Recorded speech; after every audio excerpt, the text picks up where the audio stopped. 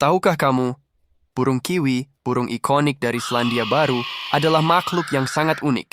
Meskipun disebut burung, kiwi tidak bisa terbang.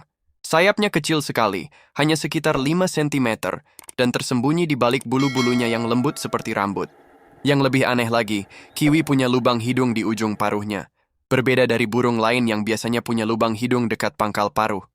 Ini membantunya mencium serangga dan cacing di tanah, karena kiwi punya indera penciuman yang sangat tajam.